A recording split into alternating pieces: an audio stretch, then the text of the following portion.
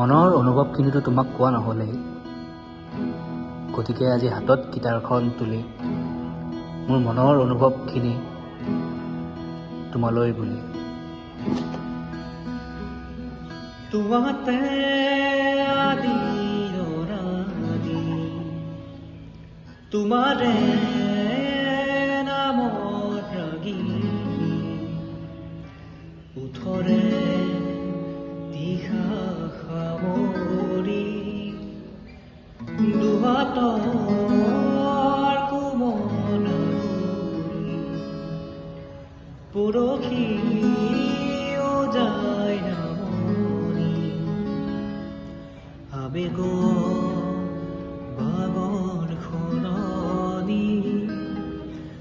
উশাহৰ গভীৰ বিৰাহ তোমাতে লিখা জীৱনী তুমি যে পপীয়া তৰা আকাশত বুটিলো তুমি যে